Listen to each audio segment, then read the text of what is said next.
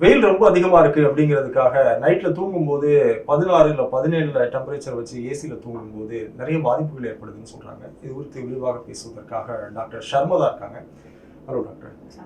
இந்த மாதிரி ஒரு 16 இல்லை 17 டெம்பரேச்சர் இதில் தூங்கும்போது ஒரு டீப் ஸ்லீப் கிடைக்குமா, இல்லை இதில் ஏதாவது பாதிப்பு இருக்கா? டெஃபினெட்லி நம்ம பாடியோட டெம்பரேச்சரை வந்து ஒரு 16 to 18 டிகிரிஸ் இருக்கும்போது அந்த amount of cooling and core body temperature இறங்கும்.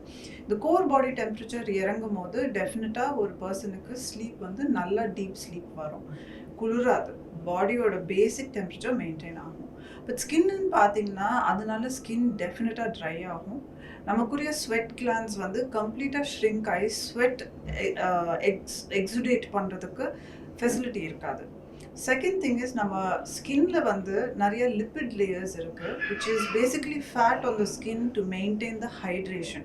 தட் இஸ் நம்ம ஸ்கின்ல இருக்கிற தண்ணியோட இன்க்ரீடியன்ட் வந்து மெயின்டைன் பண்ணுது. ஸோ ஃபேட் அண்ட் வாட்டர் இந்த skin has to be maintained. But unfortunately இந்த கோல்டு வெதரில் இந்த மாதிரி ஒரு ட்ரை அட்மாஸ்ஃபியரில் நம்ம ஸ்கின்னோட லிப்பிட்ஸும் கம்மியாயிடும் அண்ட் தண்ணியும் கம்மியாயிடும்.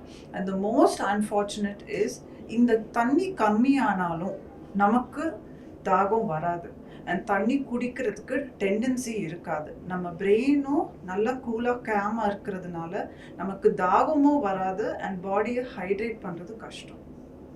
இப்போ நீங்கள் சொல்கிறது வந்து ஸ்கின் டேமேஜ் மட்டும்தானா, இல்லை வந்து வேறு ஏதாவது ஆர்கன்ஸ் ப்ராப்ளம்? டெஃபினெட்லி இது ஸ்கின்ல பாதிக்கும், பட் மற்ற ஆர்கன்ஸ், இன்டர்னல் ஆர்கன்ஸ் பாதிக்கிற அளவுக்கு நம்ம டீஹைட்ரேட் ஆக மாட்டோம். Because by the time the systems are affected நமக்கு தாகம் வந்துடும். இப்போது இல்லை 16 இல்லை 17 வேணாங்கிறீங்க, ஓரளவுக்கு அப்படின்னா ஒரு 24 அப்படிங்கிறது வைக்கலாமா? 24 is too high. Approximately 18 to 20 is sufficient. And இன்னொன்று, it is not only the temperature, it is also the duration. அது வந்து ரொம்ப நேரமாக நம்ம அந்த டெம்பரேச்சரில் இருந்தோம்னா அது பாதிக்கும். லைக் ஒரு 6 hours இஸ் ஓகேங்க, பட் 8 மணி நேரம் 10 மணி நேரம் த்ரூ அவுட் த டே அந்த டெம்பரேச்சரில் இருக்கும்போது டெஃபினட்டாக அதோட டேமேஜ் இன்னும் ஜாஸ்தியாக இருக்கும். தூங்கும்போது மட்டும் இல்லை, நிறைய பேர் இப்போ ஒர்க் பண்ணுற இடமே வந்து டெம்பரேச்சர் வந்து ரொம்ப இதுவாக தான் இருக்குது. ஒரு 17 இல்லை 18 தான் வந்து கண்டினியூஸாக ஒர்க் பண்ணுறோம். ஸோ அந்த மாதிரி ஒரு ஐடி பீப்புளாக இருக்கட்டும், இல்லை பேங்கிங்கு, கவர்மெண்ட் ஆஃபீஸ், நிறைய இடத்துல எல்லாமே வந்து அப்படி தான் இருக்குது. அவங்க என்ன பண்ணணும்? ஸோ நான் சொன்ன மாதிரி அவங்களுக்கு யூஸ்வலி இந்த ஏசி கோல்டாக இருக்கும் போது அவங்களோட ஸ்கின் ட்ரை ஆகும் போதும் அவங்களுக்கு வந்து தாகம் எடுக்காது. ஸோ அவங்க கொஞ்சம் கான்ஷியஸாக தண்ணி கொடுக்க வேண்டியது இருக்கும். அட்வான்டேஜஸ், பகல் நேரத்தில் நம்ம முழிச்சிருப்போம், கான்ஷியஸாக தண்ணி குடிக்கிறதுக்கு நம்ம அவேராக இருப்போம், தாகம் எடுக்கணும்னு அவசியம் இல்லை. பட் தண்ணி குடித்தோம், நம்ம நிறைய பேருக்கு ஸ்கின் அந்த டைமில் ட்ரை ஆகும். ஏன்னா நான் சொன்ன மாதிரி தண்ணி போக லிப்பிட்ஸ்ன்னு இருக்குது ஸ்கின் மேலே, அதையும் ரீமாய்ஸ்சரைஸ் பண்ண முடியாது. ஸோ அதனால என்ன ஆகும்னா பீப்புளுக்கு ட்ரை சென்சிட்டிவ் ஸ்கின் ஆகும், அவங்களுக்கு ஸ்கின்னை சொரியணும்னு தோணும். அண்ட் சின்ன சின்ன விஷயம், ஃபார் எக்ஸாம்பிள் நீங்கள் காட்டன் க்ளோத்ஸ் போடலை, ரொம்ப லினன் இருக்குது, அதில் நிறையா லிண்ட் இருக்குன்னா நமக்கு சொரியணும்னு தோணும். கிளாசிக்கல் எக்ஸாம்பிள், வெல்வெட் சோஃபாவில் உட்காடுறதோ சிந்தட்டிக் ட்ரெஸ் போடுறதோ உடனே நமக்கு வேறு காட்டியும் சொரியணும்னு தோணும். அது என்ன சொல்லுவாங்கன்னா, பரவாயில்ல நான் மாய்ஸ்சரைசர் போட்டுக்கிறேன், ட்ரை ஸ்கின் வராது அப்படின்னு நிறைய பேர் சொல்லுவாங்கல்ல. அந்த மாய்ஸ்சரைசர் போட்டாலும் அந்த ட்ரை இருக்குமா, ட்ரைனஸ்?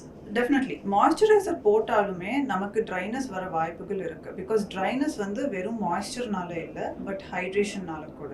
ஸோ உள்ளேருந்து தண்ணி குடித்து நம்ம ஸ்கின்னை ஹைட்ரேட் மெயின்டைன் பண்ணுறது முக்கியம். அண்ட் எந்த டைப் ஆஃப் மாய்ஸ்சரைசர் யூஸ் பண்ணோன்ட்டு ஒரு டெர்மட்டாலஜிஸ்ட்னால தான் சூஸ் பண்ண முடியும்.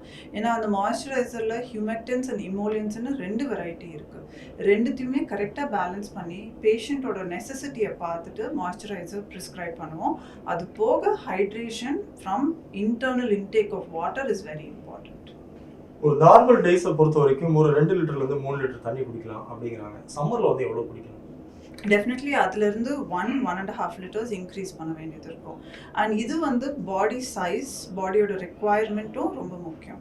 இப்போ யூஸ்வலி பியூனி பீப்புள் ரொம்ப ஒல்லியாக இருக்கிறாங்க, சின்ன பில்டாக இருக்கிறாங்க, அவங்களோட பாடி வெயிட் கம்மியாக இருக்குது, அவங்களோட சர்க்குலேஷன் கம்மியாக இருக்கும், ரத்தமும் கம்மியாக இருக்கும் அவங்க பாடியில். ஸோ அவங்களோட ரிக்குவயர்மெண்ட் ஒரு 1 லிட்டர் இன்க்ரீஸ் பண்ணால் போதும். பட் ரொம்ப பெருசாக இருக்கிறவங்க, அவங்களுக்கு ஏற்கனவே நிறையா வேர்க்குது, ஏற்கனவே அவங்க பாடியில் 6 லிட்டர்ஸ் மேலே blood இருக்குன்னா டெஃபினெட்லி அவங்களோட இன்டேக் வந்து இன்னும் கொஞ்சம் ஜாஸ்தியாக இருக்கணும். 1.5 to 2 லிட்டர்ஸ் எக்ஸ்ட்ராவாக குடிக்கணும். இந்த மாதிரி நேரத்தில் வந்து ரொம்ப சில்லுன்னு குடிச்சா நல்லா இருக்கும் அப்படின்னு தான் நிறைய பேர் விரும்புவாங்க.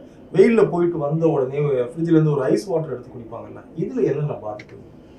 ஜெனரலி வெயிலில் போயிட்டு வந்த உடனே நம்ம வந்து ஐஸ் வாட்டர் குடிக்க சொல்ல மாட்டோம். பிகாஸ் நம்ம கோர் பாடி டெம்பரேச்சர் அந்த டைமில் ரொம்ப ஜாஸ்தியாக இருக்கும். அண்ட் கோர் பாடி டெம்பரேச்சர் ஜாஸ்தியாக இருக்கும்போது ஜஸ்ட் கஷிங் இன் கோல்டு வாட்டர்னால நம்ம பிரெயின் ஸ்டிமுலேட் ஆகிட்டு ஒரு அமௌண்ட் ஆஃப் நம்ம பாடியில் சாட்டிஸ்ஃபேக்ஷன் ஆஃப் தர்ஸ்ட் இருந்தாலுமே அது ஒரு லிம்பிக் சிஸ்டமை ஆக்டிவேட் பண்ணி விட்டுடும்.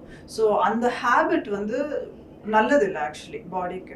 So it's better to drink room temperature water in large quantities. அது தாகத்தை சாட்டிஸ்ஃபை பண்ணுறதுக்கு நிறையா தண்ணி குடிக்கணும் அண்ட் ரூம் டெம்பரேச்சரில் குடிக்கணும். ஏன்னா லிம்பிக் சிஸ்டம் நம்ம பிரெயின் வந்து என்ன செய்யும்னா உடனே அந்த கோல்ட் வாட்டர் குடிச்சோன்னா ஆக்டிவேட் ஆகிட்டு போதும்னு நினைக்கும். But that's not enough. இன்னும் கொஞ்சம் தண்ணி குடிக்கிறதுக்கு நார்மல் ரூம் டெம்பரேச்சர் வாட்டர் குடிக்கிறது தான் பெட்டர். அதாவது வெயிலில் நடந்துகிட்டு இருக்கோம், இல்லை வந்து ஒரு பைக்கில் ட்ராவல் பண்ணிட்டு ஒரு 38 டிகிரி செல்சியஸில் இருந்துட்டு திடீர்னு வீட்டுக்குள்ளே வந்தோன்னே இல்லை ஆஃபீஸ்க்குள்ளே வந்தோன்னே ஒரு 18 டிகிரி அந்த மாதிரியான டெம்பரேச்சருக்குள்ளே உடனே வரலாமா இல்லை கொஞ்சம் வெயிட் பண்ணி வரலாமா? டெஃபினெட்லி அது வந்து நம்ம உடனே டெம்பரேச்சர் மாறுறதுனால நான் சொன்ன மாதிரி நம்மளோட பிரெயின் அண்ட் நர்வஸ் சிஸ்டம் கொஞ்சம் டக்குன்னு மாறும். நம்ம லிம்பிக் சிஸ்டம் ஆக்டிவேட் ஆகும் அண்ட் நம்ம பாடி வந்து இப்போ ஃபிங்கர் டிப்ஸ் கோல்ட் ஆகலாம், டோ டிப்ஸ் கோல்ட் ஆகலாம். பட் நம்ம ஊரில் ஒரு 10 டிகிரிஸ் சேஞ்ச் ஆகிறதுக்கு நடுவில் பிளெனம் வென்டிலேஷன்ஸ்னு சொல்லுவோம். அந்த பிளெனம் வென்டிலேஷன் வந்து ஒரு 10 டிகிரிஸ்லேருந்து 5 டிகிரிஸ் ஆகிறதுக்கு டோர் பக்கத்தில் காத்தடிப்போம். அந்த 5 டிகிரிஸ்லேருந்து மீதி 5 டிகிரிஸ் கம்மியாகிறதுக்கு அந்த டோர் பக்கத்தில் இருக்கிற காற்றையும் ஏசி ரூமுக்கும் மாறும். நீங்கள் பார்த்தீங்கன்னா பெரிய malls and movie theatres and larger established places, corporate hospitals, அந்த அவுட்டோர்லேருந்து இன்டோர் வரும்போது ஒரு காற்று அடிக்கும் என்ட்ரன்ஸில். அது பிளெனம் வென்டிலேஷன் இதுக்காக தான் செய்யுது. தேங்க்யூ. Thank you thank you doctor.